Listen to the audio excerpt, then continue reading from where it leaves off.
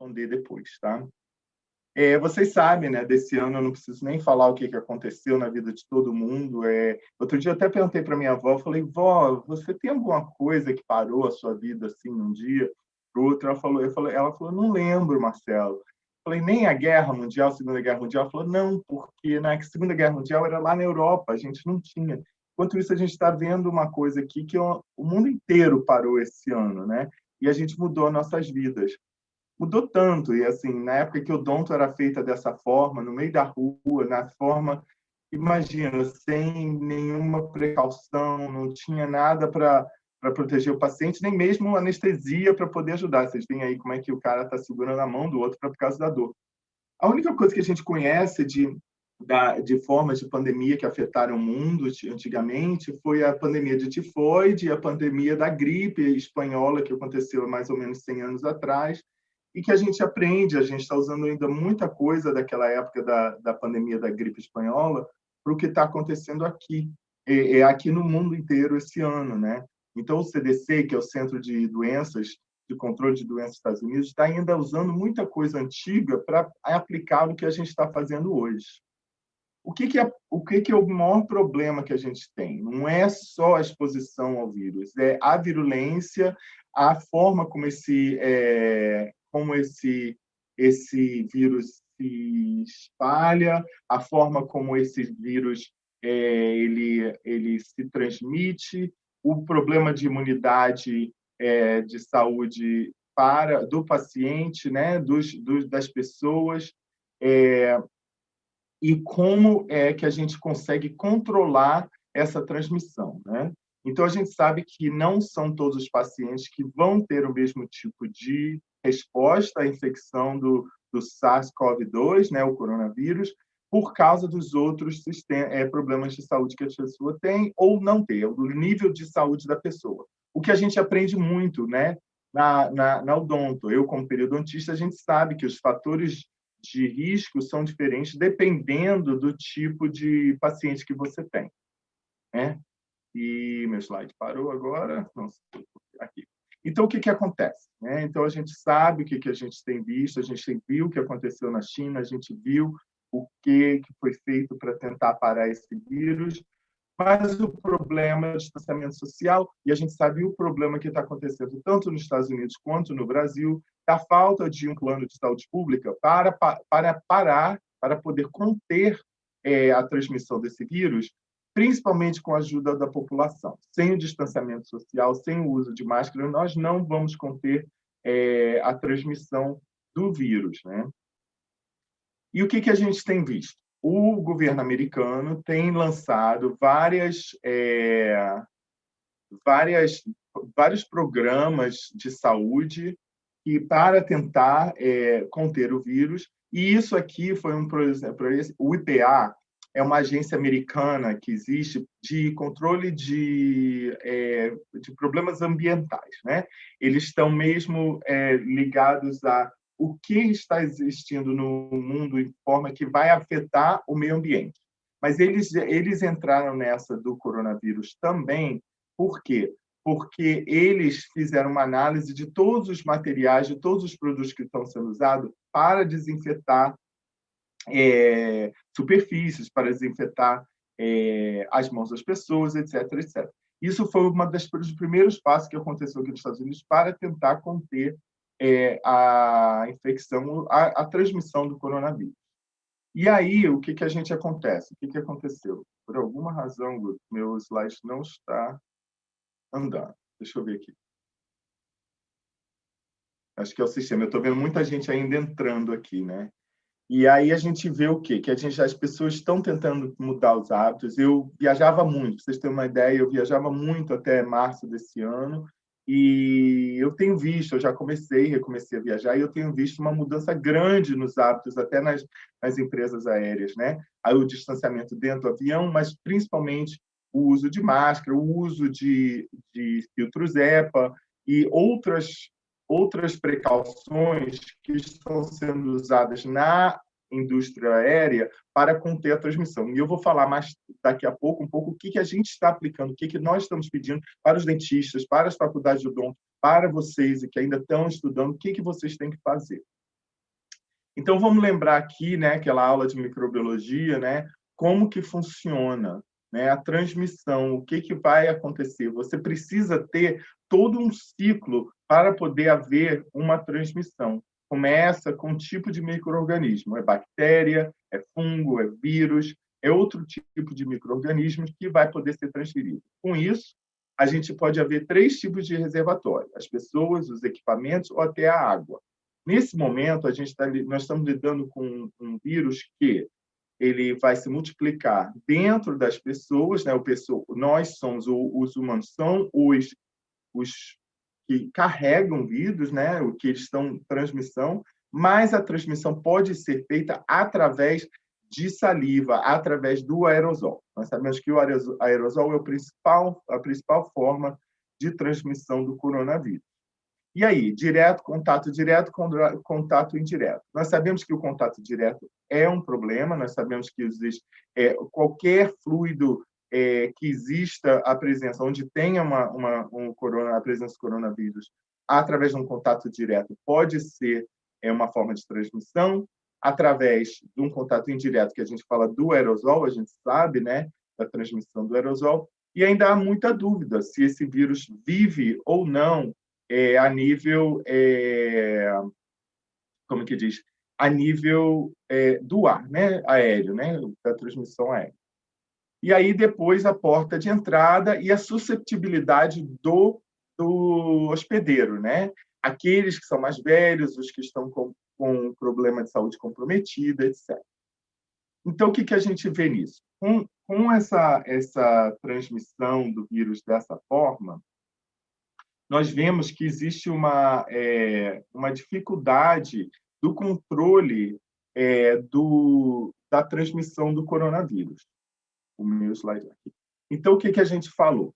A gente falou que o principal contato aqui é a transmissão através da tosse, através do aerosol, através do contato direto e através da respiração. Qual é o tamanho do vírus, né? A gente sabe que a gente fala coronavírus e aí tanta transmissão, essa forma, mas tem um aerosol, mas qual é o tamanho do coronavírus? Para vocês verem, o coronavírus é um vírus de um tamanho muito pequeno, né? Você vê que ele é de 70 a 90 nanômetros, e se você compara com outros tipos de micro-organismos que estão listados aqui, da hepatite, da gripe, do HIV, da cachumba e da tuberculose, você vê a diferença do tamanho do coronavírus.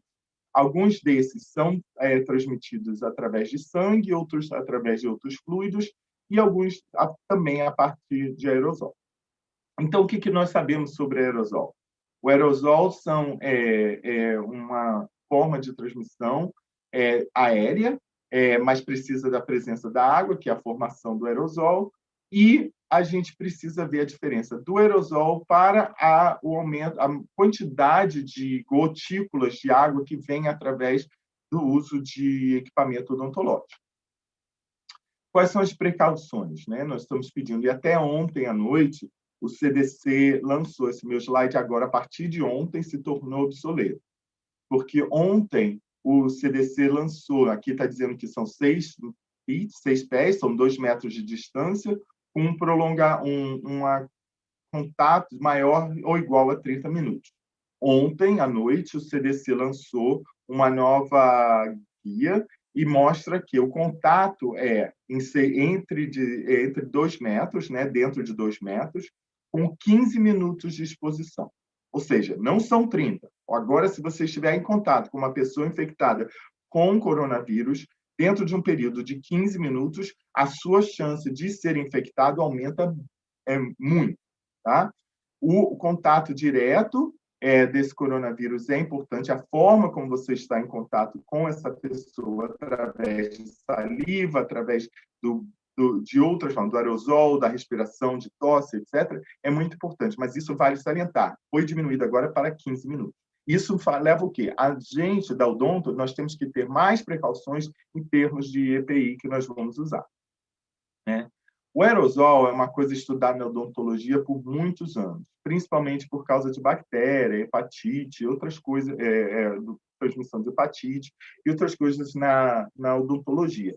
Nós sabemos que existe uma presença, né, dentro do consultório odontológico de um aerosol muito carregado de micro-organismos, mas temos que saber qual é a patologia relacionada a esse aerosol. Então, é muito importante o isolamento do paciente. Quando você está tratando um paciente potencial com coronavírus, você tem que usar todas as formas de precaução. Eu me formei lá atrás, eu me formei, para vocês saberem, em 1994. Quando eu me formei, quando eu entrei na faculdade, eu entrei na cadeira de cirurgia, foi em 92, 93. Naquela época, nós estávamos saindo do grande medo, do grande susto do que poderia ser uma transmissão de HIV dentro da clínica odontológica. Quando eu entrei na faculdade, quando eu entrei na clínica, e a primeira vez eu tinha que usar touca, eu tinha que usar máscara, eu tinha que usar óculos, eu tinha que usar o jaleco, eu tinha que usar o descartável, eu tinha que usar luva e tudo. Foi um susto, porque, para mim, a odontologia, quando eu via no consultório, que eu ia de anos e anos, né, como paciente, a gente não via o dentista usando esse tipo de equipamento. Eu acho que a minha geração foi aquela da transição, né, da época que não se usava luva, da época que não se usava óculos, máscara, etc., para uma odontologia de precaução, para uma odontologia que determina que você tem que considerar todos os seus pacientes como sendo portadores de uma condição que pode levar a um problema sério, seja HIV, seja hepatite B, seja tuberculose, seja coronavírus, o Covid-19. Então, a partir de agora, uma das coisas que eu quero que vocês entendam é que não tem volta. De agora em diante, as coisas que vocês vão aprender, que estão aprendendo na faculdade, vai ser o que você vai usar para frente.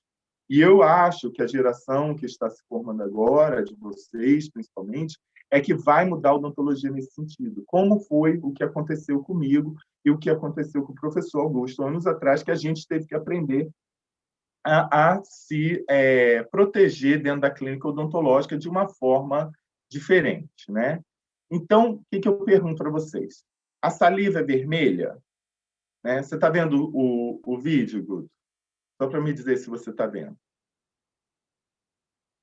Estou vendo, sim. Ah, tá. Então, a gente pergunta, a saliva vermelha, a gente sabe que é. Se vocês veem esse vídeo onde foi usado uma coloração nos fluidos, vocês viram que aonde você toca, do momento que vai da boca do paciente para tudo, eu vou até passar de novo para vocês verem mais uma vez, que tudo que vocês veem em volta do consultório de vocês é vermelho. Então, não é sangue, coisa. Então, aonde você toca, você está fazendo essa transmissão. Eu quero que vocês... Esse vídeo é antigo, não é da época de coronavírus, mas é muito relevante hoje em dia. Por quê? Porque mostra o que pode acontecer dentro do consultório. Então, quando professores pedem para vocês terem a precaução na clínica, para que vocês tomem cuidado, lembre-se sempre desse vídeo. Tá? Por quê? Porque a gente não quer voltar, a gente não vai voltar atrás, né? Até essa foto da esquerda, da dentista com a higienista, com a assistente ajudando, vocês veem que já tem uma precaução maior, ainda vai ser, a gente daqui a pouco vai ver aquela foto da esquerda na direita, e aquela da direita já vai estar muito ultrapassada, porque já está no momento, né? Então, vocês têm que pensar que daqui a uns 5, 10 anos, nós vamos ver aquela foto da esquerda na direita e uma coisa muito diferente desse lado. Como eu falei, a saliva é vermelha. Isso aí é o que acontece com vocês todos os dias na clínica. Então, lembre-se disso. Quais são os principais problemas que nós temos? Outro principal problema que nós temos no coronavírus é o número de pacientes que não têm sintomas, né? E já foi comprovado que o paciente assintomático é um paciente que é portador do vírus e transmissor do vírus. Por isso, eu volto ao ponto de que vocês têm que tomar cuidado, vocês têm que considerar que todo paciente que senta na cadeira de vocês tem Covid-19 ativo. O paciente está transmitindo coronavírus para você e para o seu próximo paciente. Com isso, você vai conseguir permitir que haja uma interrupção nessa transmissão e que essa transmissão não vai continuar tanto para você quanto para os seus próximos pacientes ou o time que está trabalhando com você, seja o pessoal, a assistente que está ao seu lado, o pessoal da entrada, da recepção, etc, etc. O que nós sabemos hoje em dia também? É que os pacientes assintomáticos geralmente são pacientes jovens, são pacientes que não estão fazendo aquele distanciamento social como esperado, né? São pacientes que têm um problema, que não têm tanto problema de saúde quanto uns pacientes obesos, mais de 65 anos, que tenham outros problemas que podem levar ao que? Uma hospitalização. O maior problema do coronavírus, às vezes, não é só você ser portador do vírus, mas também de haver o problema da capacidade hospitalar do sistema público de saúde para continuar, para poder tratar esses pacientes. Então, eu vou passar aqui. Se vocês pensarem no que a gente vai ter que usar, o que eu falei antes, né? O que você vai ter que usar? Eu acho que essa máscara não é o que você vai usar, mas isso aí tem sido usado aqui nos Estados Unidos, e aí no Brasil também eu sei, nas emergências médicas, nos hospitais. Mas eu acho que da máscara para baixo, a gente sabe que a máscara N95 é a mais eficaz para proteger o profissional da saúde quanto ao coronavírus, mas o resto que nós estamos vendo aqui desse profissional é o que nós estamos pedindo para que os dentistas e estudantes de odonto passem a usar. Por quê? Porque isso pode ser todo removido e coisa.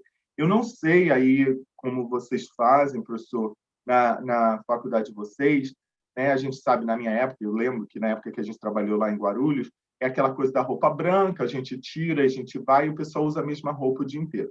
O que nós estamos pedindo agora, até na universidade, na faculdade de odonto, é que os alunos passem a usar esses scrubs, né, que são essas roupas de emergência, porque no momento que a pessoa está saindo da faculdade para poder continuar e para ir para casa, nós pedimos que essa roupa seja removida, leva para casa e lava. Tá? O scrub, esse tipo, vocês veem muito, eu não sei se aí vocês estão usando, mas tem muito, vocês veem aqui nos Estados Unidos, todo estudante de odontologia usa, e é uma forma de você prevenir que o que você está sendo exposto na faculdade, na clínica, seja levada para casa e seja levado para o meio ambiente que você conhece. Então, acho que é uma das coisas que tem que estar sendo revisitada. E a máscara, né? A máscara que nós estamos falando aqui, né? Esse modelo que foi aprovado, que é um modelo do N95, é um modelo muito difícil de achar aqui nos Estados Unidos. Nós estamos vendo que no início, quando os dentistas voltaram a trabalhar, não havia uma disponibilidade, mas tem mostrado que essa máscara é a que tem a maior eficácia. O que é o 95, né? O que é para vocês entenderem por que N95? Porque nos estudos feitos para contenção de transmissão de aerosol, mostra-se que essa máscara previne a transmissão de até 95%. Ou seja, dentro de 95%, ela vai prevenir, com 95% dos micro-organismos passarem através desse filtro, o que é uma eficácia considerada muito boa.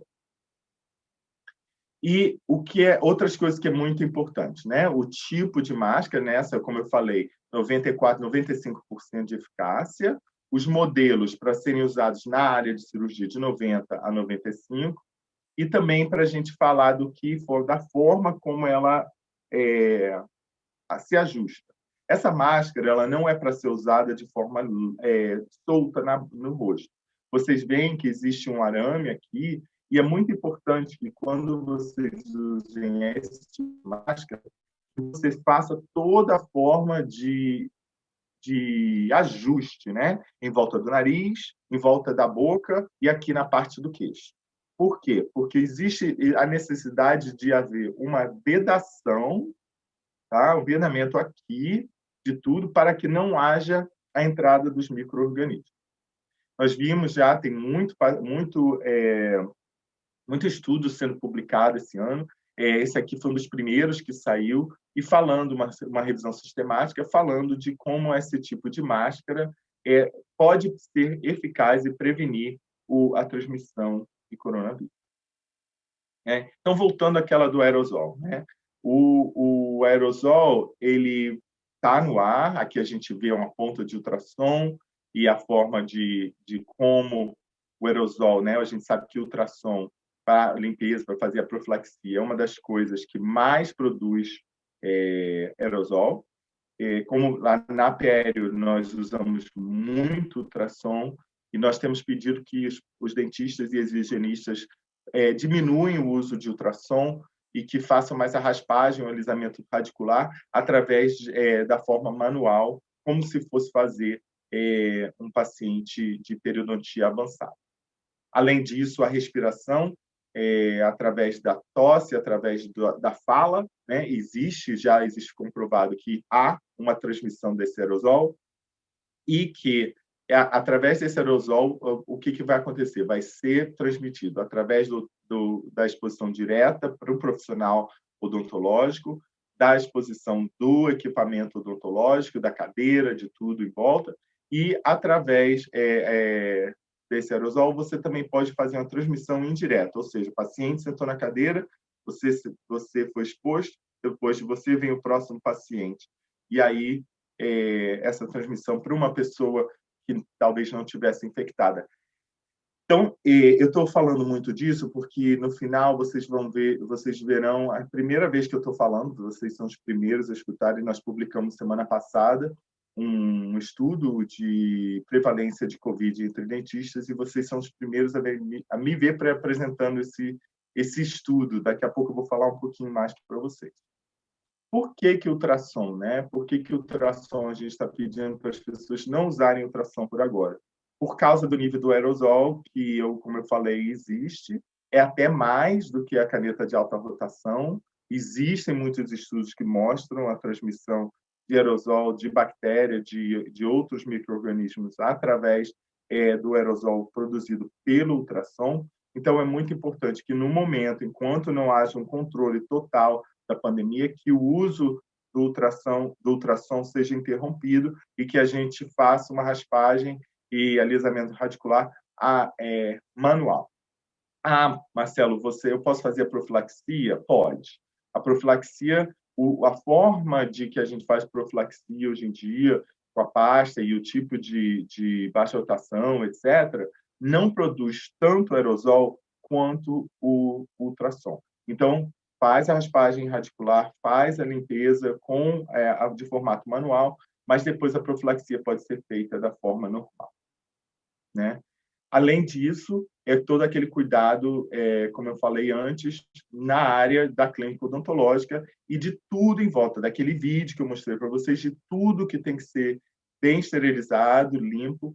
E uma das coisas que a gente tem feito aqui na ADA é a diferença entre limpeza de instrumentos e esterilização. E hoje não vai ter tempo, vai ser um prazer para mim voltar aqui e falar um pouco para vocês, mas nós sabemos que existe uma diferença. Nós temos que lembrar que o primeiro passo de um controle de infecção não é a esterilização e a colocação do instrumento no autoclave. É a limpeza antes dessa esterilização. Nós temos feito uma pesquisa, o pessoal que trabalha para mim na área de microbiologia tem focado muito nisso.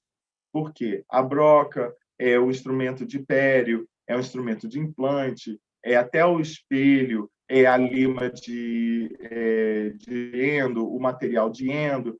Como que você faz a limpeza daquele instrumento que não é de uso único, né? Muita coisa você só tem que usar uma vez, que possa ser usada novamente. E nós temos visto que existe ainda, mesmo se a limpeza não é feita muito bem, existe ainda muitas partículas que podem levar a uma transmissão de micro-organismos para o próximo paciente. Eu falei um pouco da transmissão através da água, né? Nós sabemos que a água que nós usamos na odonto não está só no aerosol, mas em toda a parte dentro da cadeira, em toda a parte de encanamento. E só para vocês terem uma ideia, nessa lista aqui da esquerda, vocês vão ver vários tipos de problemas que podem ser causados através da transmissão de micro-organismos pela água. E os tipos de micro-organismo: corona, o enterobactério, o fusobactéria, o herpes, a legionela, micoplasma, etc., etc. E são vários que têm sido comprovados que pode haver a transmissão através da água, né? O que nós temos pedido, né? Eu não sei se aí vocês estão usando, o pessoal da cirurgia usa, é um sugador de alta potência. Esse sugador de alta potência remove o aerosol de uma forma mais eficaz e pode ser uma grande ferramenta para o controle do coronavírus e outros organismos no consultório. O que a gente voltando aqui a falar do corona, né, do coronavírus, nós ainda estamos aprendendo muito, né? E dizem que existem formas diferentes. A forma que veio da Europa para os Estados Unidos é diferente da forma que veio da China para os Estados Unidos, a forma que está sendo transmitida dentro do próprio país. Então, ainda há muita coisa que é desconhecida sobre a virulência desse micro-organismo. Mas sabemos que a forma como ele se transmite é que ele entra no hospedeiro, ele vai procurar por células onde ele possa se realocar, ele vai se grudar a essas células e, através disso, ele consegue se alimentar e se multiplicar, né? Porque ele é transmitido de forma de aerosol, a primeira área que nós vemos de infecção é no pulmão. Por isso, nós temos todo esse problema de tosse, de bronquite, de asma e de outros problemas que a pessoa tem na área pulmonar e respiratória. Existe uma síndrome de citoquinas, né? Os pacientes que não conseguem vencer essa infecção inicial. Nós sabemos que existe uma hiperinflamação, existe um problema muito sério de produção de citoquinas, que é uma forma de inicial, né, da secundária de proteção do hospedeiro, e que essas citoquinas não só vão combater o vírus, mas elas acabam também afetando as células do hospedeiro. Por isso, existe tanto dessa dificuldade respiratória, da necessidade do ventilador, do respirador, de outras coisas para aumentar a capacidade respiratória do paciente, para que esses possam vencer, né, a batalha contra o Covid-19. Uma das coisas que a gente tem que lembrar, que eu falei não só da parte de aerosol, mas da parte também de transmissão direta. Uma pessoa, a gente está mostrando aqui nesse estudo que uma pessoa pode tocar em média no rosto 23 vezes por hora. Nós não percebemos. Nós que usamos óculos sabemos disso muito bem. Quantas vezes por dia eu não faço isso? Tá? Então, por fazer isso, eu já estou trazendo alguma coisa que possa estar na minha mão para o meu rosto, né? Seja na minha boca, no meu nariz ou nos meus olhos, eu posso haver essa transmissão. Por isso, a necessidade de higienização da mão, seja com sabão e água ou com álcool em gel, né? E como é que a odontologia tem evoluído dentro dessa era de coronavírus? Eu vou falar agora o que nós temos feito dentro da ADA, né? Na ADA existem 3 formas que nós estamos combatendo, estamos lidando com o coronavírus. Uma através da ciência, né? Da pesquisa, da parte da mudança de guias de clínica prática e políticas de saúde. Nesse ano, foi salientado que a odontologia, a profissão, o dentista e a higienista tem um risco muito grande para adquirir, para ter e para transmitir coronavírus. Esse artigo foi publicado no início do ano, quando nós ainda não sabíamos muito, né, sobre coronavírus. E foi uma revisão sistemática, desde então tem vários que têm saído, e mostrou, até existiu um artigo no New York Times que mostrou que os dentistas são os profissionais da área de saúde com maior risco de transmissão do coronavírus e adquirir. Isso levou ao que eu falei antes, a meu grupo, né, eu e a epidemiologista que trabalha comigo e outros no meu grupo, a desenvolver um estudo para determinar a prevalência epidemiológica para a prevalência de Covid entre dentistas. O que nós temos visto é que muito pouco tem sido publicado diretamente com o coronavírus na odonto. Por quê? Porque é um vírus, se você pensar, é em março, né, que nós começamos que tudo parou, né? Eu lembro muito bem que foi mais ou menos na semana 16 de março desse ano que nós pedimos que a odontologia parasse nos Estados Unidos. E desde então, se você pensar, março até outubro, novembro, é muito pouco tempo para termos dados suficientes para fazer uma inferição causal, de que uma coisa causa a outra. Com isso, nós estamos tentando entender, né, como fazer uma decisão levada ao coronavírus, ligado ao coronavírus. É multidimensional. Você vai ter que avaliar a nível do seu paciente. Cada paciente é diferente, mas todos começando do ponto de vista de que a paciente sentou na cadeira, na nossa cabeça tem que pensar que o paciente tem Covid-19 ativo, pode ser transmissor. Naquele momento, você vai tentar determinar como fará o seu procedimento dependendo do tipo de necessidade de tratamento que o paciente tem. Tá? Se o paciente está com dor, se o paciente tem um problema que é emergência, aquele paciente tem que ser tratado imediatamente e aquela dor tem que ser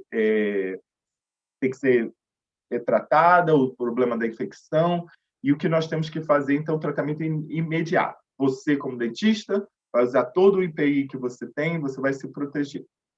Se o paciente está ali para um exame, você vai depois pensar, existe a necessidade de eu fazer esse exame agora? O paciente está com dor ou não está com dor? E o que vai ser feito dentro de um plano de tratamento de agora até o próximo ano? O que pode ser feito paliativo, o que há necessidade de ser um tratamento agora e o que pode ser deixado para ser feito depois. Isso é muito importante. É você, dentista, você com seu professor na clínica, é você fazendo da sua melhor, usando o seu conhecimento para fazer um julgamento do que precisa ser feito agora ou pode ser feito depois. Aqui é o slide que eu falei para vocês. Se vocês veem aqui bem no alto, né, esse gráfico mostra o nível de profissionais dentro aqui, de pessoas, de profissões diferentes nos Estados Unidos, e conforme o risco, né? A forma o que está aqui no X, né? Nesse axis de X, é o risco que a pessoa tem de transmissão ou de ser infectada. O Y é a parte do monetário, né? Então, você vê, 92% de risco, era o que saiu isso no New York Times. O risco é alto, mas nós temos visto, vão ver nos meus dados, que não está. Apesar do risco alto, por causa da proteção, por causa de seguir essas guias clínicas, as pessoas estão conseguindo conter essa transmissão. Né? Então, o que a ADA fez? A ADA criou várias ferramentas que estão publicadas no nosso website. No final da palestra eu tenho um website que você vai conseguir ver o que pode ser usado, o que deve ser feito dentro da prática clínica. Falei para vocês que o Departamento de Prática Clínica criou várias ferramentas, uma deles é essa nesse primeiro, voltar ao trabalho, o que o dentista, passo a passo, o que o dentista tem que fazer. Como usar a máscara, como usar o escudo, né, que é o protetor, e como fazer controle de infecção, mas muito importante é como manter também a saúde mental. A saúde mental odontológica, nós sempre soubemos e nós sempre falamos, né? Amigos perguntam para mim, amigos perguntam, provavelmente já começaram a perguntar para vocês, existe um nível muito alto de depressão, ansiedade, até mesmo outros problemas dentro da odontologia. Sabemos, sempre foi falado que odontologia, profissionais da área de odontológica têm alto índice de suicídio e de depressão. Então, é muito importante que a gente não só tome cuidado da nossa saúde corporal sistêmica, prevenindo essa transmissão do vírus, mas também pensar na área de saúde, né? Na saúde mental. Converse com seus professores, converse com seus amigos, fale o que está afetando você mentalmente. Isso é muito importante, porque na hora que o seu paciente senta na cadeira, você tem que passar essa calma para o seu paciente. Você tem que passar que você está pronta para tratar desse paciente, para ajudar aquela pessoa a melhorar, né, a nível de saúde odontológica, como também outras coisas. Estou vendo que algumas perguntas estão vindo aqui pelo chat, mas eu não estou conseguindo acompanhar. A gente vai deixar, eu vou pedir para o professor liderar a pergunta no final. Tá? O meu slide parou. Toda vez que aparece isso, aí dá uma parada no meu slide. Puta, eu estou parado aqui. Tranquilo. Tem alguma pergunta? Enquanto não está mexendo aqui, Não, o pessoal só estava perguntando coisas aleatórias aqui, de lista de presença, nada... E também a gente comentou, né, que foi comentado que a gente está utilizando Scrub na nossa clínica. Que bom. Né? Que bom. A gente usa desde o início Scrub e agora para enfrentar o Covid, a gente tem a N95 também, todo mundo está utilizando, junto com o Face Shield, e a gente também está utilizando capa de chuva, né? Aquelas capas de chuva que a gente usa para, às vezes, estar na rua, num parque, vai no show, né? Então, legal. O pessoal está aprendendo com isso. Que ótimo, isso aí é uma ideia ótima, vou compartilhar aqui com o pessoal daqui. Então, vocês estão sabendo bem dessa parte de máscara, né? Pelo que o professor acabou de falar. E nós ainda estamos falando que essa máscara normal, né? Essa máscara cirúrgica normal que nós sempre usamos no odonto, ela protege? Protege, não do mesmo nível. É aquela forma, você tem que fazer o seu próprio julgamento do que vai ser usado, o que é melhor, né? Para proteger você e o paciente. Então, voltando aqui, na área de pesquisa, o que nós fizemos? Dentro da área do meu departamento, nós desenvolvemos toda uma parte do que tem que fazer passo a passo, continuamos dando suporte a outras áreas e envolvendo a nível de governo americano. Esse aqui foi o guia que nós fizemos. Eu vou passar esses slides para o professor depois, que aí ele pode usar nas palestras e pode compartilhar com vocês. Mas é muito importante vocês verem, esse é o tipo, né? O que pode ser? Quando o paciente chega, aí vai pergunta até chegar de como vai ser tratado o paciente. O uso da telemedicina, da teleodontologia está sendo aplicado muito agora, né? Em vez do paciente fazer aquela consulta inicial no consultório ou na cadeira, a gente faz toda a parte de triagem via telefone, via outros métodos, para que o paciente não tenha que vir à clínica. Isso é muito importante. E, no final, seguir toda essa parte para poder proteger tanto o dentista quanto os pacientes. Então, o que a gente viu? O CDC, que é o Centro de Controle de Doenças aqui, lançou as guias próprias e nós, então, adaptamos para a ADA. Não vou passar, porque a gente só tem 15 minutos faltando, mas existe tudo aquilo que eu já liguei, já falei aqui os processos, ultrassom, etc., etc., para chegar onde eles chegaram. E esses slides são novos, isso aqui foi uns slides que nós usamos na quinta-feira passada, foi o congresso da ADA, começou na quinta-feira passada até segunda-feira, e nós fizemos a apresentação tanto desse guia, como também dos novos dados que eu vou passar para vocês agora. O CDC continua fazendo, como eu falei para vocês, uma atualização diária, não semanal, do que eles estão lançando, e que é muito importante para que o profissional da área de saúde siga. Né? Em agosto foi quando eles fizeram a última atualização da parte odontológica, e pelo que eu conversei com o diretor de odonto do CDC, essa agora vai ficar até que haja mais dados, essa vai ser o que vai ser usado de agora em diante. E não mudou muito do início. Né? É muito importante usar o EPI, usar a máscara, os 2 metros de distância, né? Lavar as mãos com frequência, etc. E aí a gente chega na parte final que eu falei para vocês, que é do estudo. Né?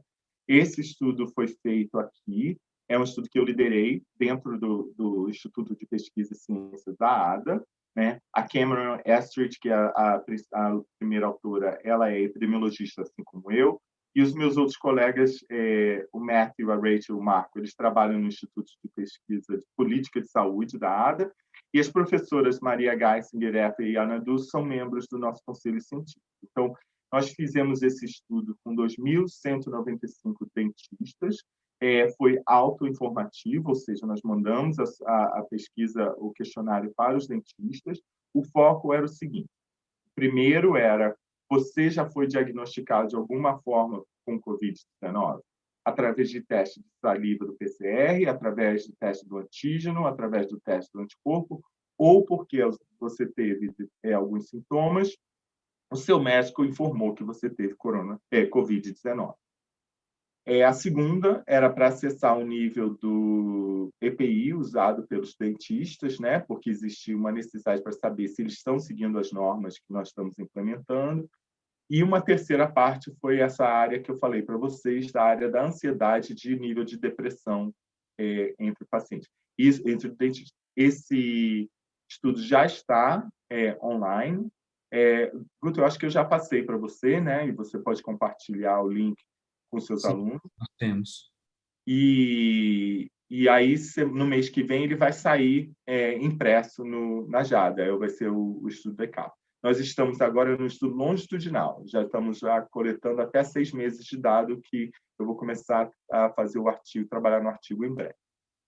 Então, nós vimos aqui a diferença, né, quando o paciente chega, de você fazer a primeira coisa, e isso que nós medimos o uso do EPI também, né? Como que as pessoas estão fazendo a triagem, né?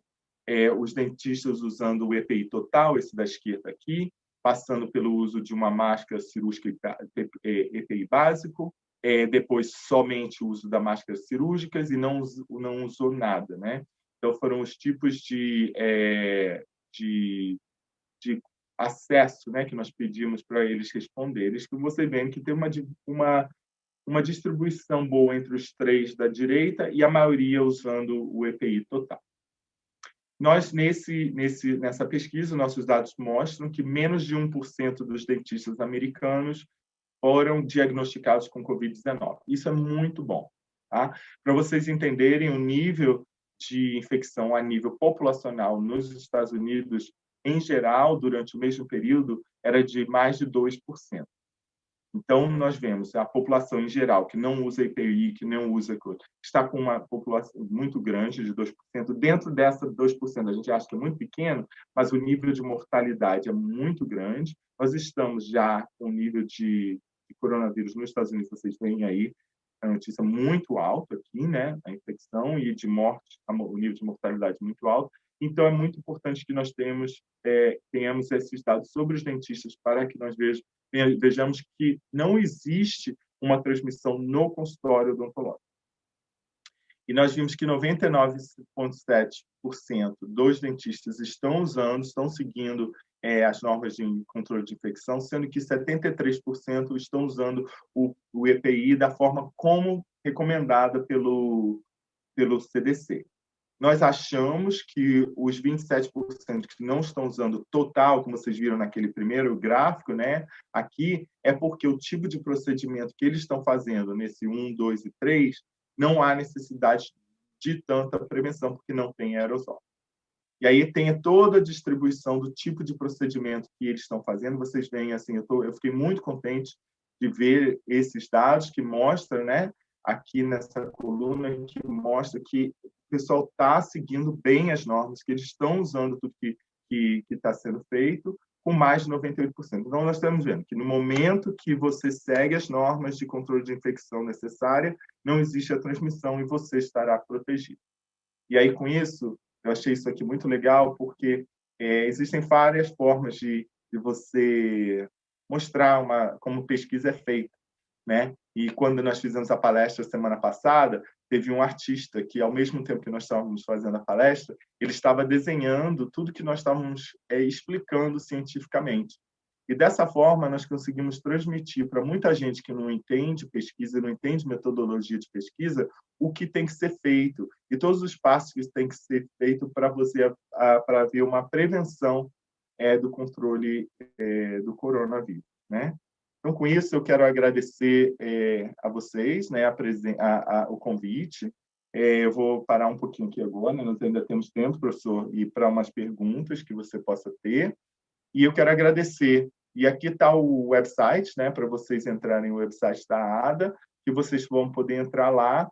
Provavelmente vai pedir para você colocar se você é membro ou não, mas se você entrar como não membro, eles vão permitir que vocês vejam muita coisa. Eles só estão querendo manter, né, a lista de quem é que está entrando para a gente poder ter um controle maior. Então, muito obrigado e eu estou aqui disponível para mais perguntas e respostas. Então, vou parar de compartilhar aqui, Guto. Tranquilo. Pessoal, alguém quer fazer alguma pergunta? Pode ativar o som.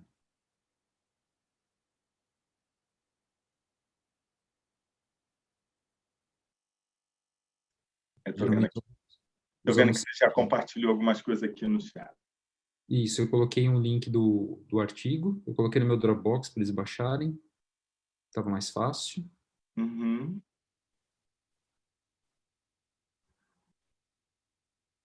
O pessoal ainda está muito... O pessoal está tímido hoje, Guto, é por isso.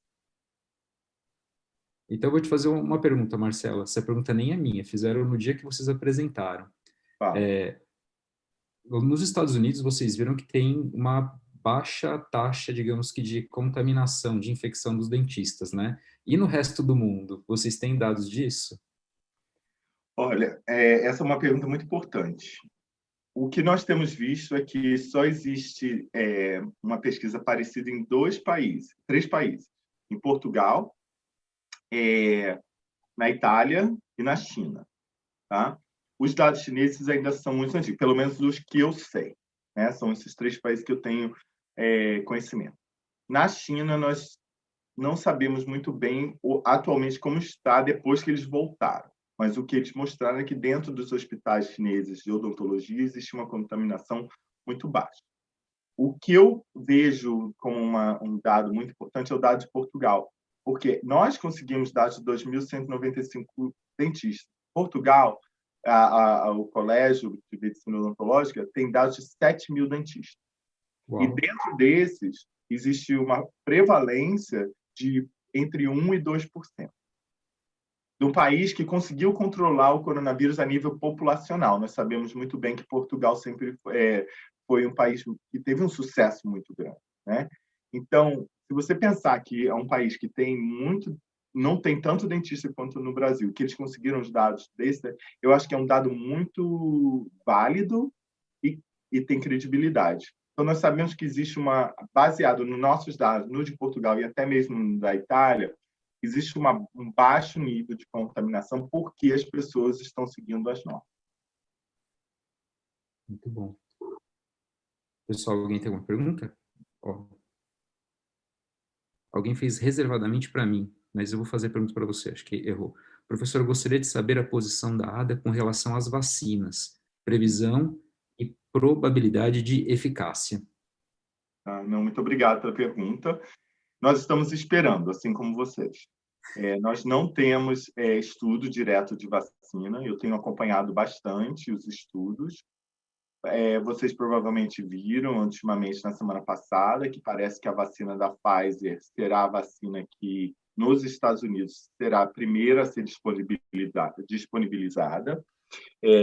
Os estudos que estão acontecendo hoje em dia no mundo de vacina, principalmente o da Oxford, né, que é da AstraZeneca, e o da Johnson, vocês também viram que houve uma interrupção do estudo, eles dizem, na verdade, a interrupção não, eles param e eles olham o que aconteceu do efeito colateral entre o paciente e continuam. Eu quero que vocês entendam que isso é muito normal. Quando eu trabalhava na Johnson, eu trabalhei tanto na Johnson quanto na Pfizer, isso é muito normal. Quando você testa um medicamento, um terapêutico, você tem um grupo de experts que não estão envolvidos direto no estudo, e quando existe um estudo, um efeito colateral entre um dos pacientes, esse dado tem que ser enviado para esse comitê, e esse comitê independente faz uma decisão do que tem que acontecer com o estudo.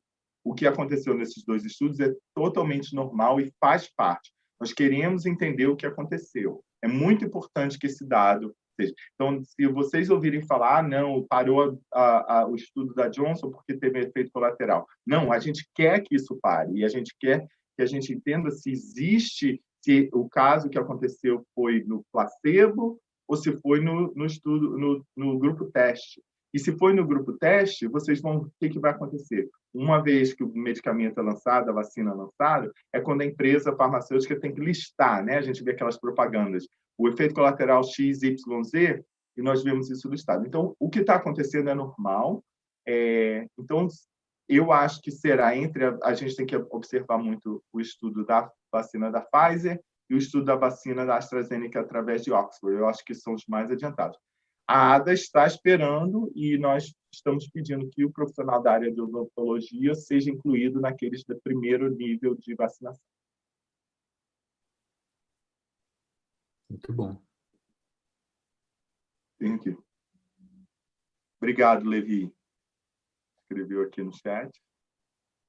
É um prazer. É um prazer eu estar aqui, Guto, mais uma vez, né, com você. A gente se encontrar, a gente se fala sempre, mas se encontrar aqui, sei que você está aí na São Judas Tadeu há pouco tempo, e é muito bom a gente ver o pessoal entrando na Odonto. Pessoal, para terminar aqui, eu só quero agradecer mais uma vez, mas eu acho que desejar a todos vocês uma ótima jornada hoje, né? Mas também uma boa sorte em tudo que vocês estão fazendo na profissão que vocês escolheram. Eu decidi ser dentista quando eu tinha 13 anos. E eu nunca voltei atrás, apesar de eu não praticar, né? Assim, eu não ser dentista do consultório, vocês têm que ter em mente uma coisa: tem sempre uma coisa boa para fazer na odonto. Seja na odonto clínica, seja na área de pesquisa, na área acadêmica, na área farmacêutica, na área de organização de profissional. Então, assim, não desanima, não. Eu sei que tem muito dentista no Brasil, tem muita faculdade, mas eu acho que vocês escolheram a profissão certa e eu acho que vocês vão ver que aqui para frente vocês vão ajudar muita gente. E é isso que é o mais importante. Nós nos tornamos dentistas não foi por outra razão mais que ajudar ao próximo e poder ser um profissional ativo na área de saúde. Então, com isso, professor Guto, muito obrigado. Um prazer estar aqui. Marcelo, nós que agradecemos você, né? Então, foi ótima a sua palestra. Acredito que todo mundo revisou alguns conceitos, aprendeu coisa nova, né? Então, muito obrigado mesmo. E em nome da Liga de Odontologia, né, que está organizando o congresso, a gente agradece bastante você. E eu vou mandar para você o seu certificado via WhatsApp, né? Tá ótimo. Eu tô aqui no Brasil, você está aí em Chicago, né? Que é bem Isso, longe, mas o WhatsApp resolve, né? isso, ótimo, ótimo. Então, Muito muito obrigado, obrigado. gente. E um bom dia para vocês, ótimo congresso. Bom dia, obrigado. Tchau. Tchau.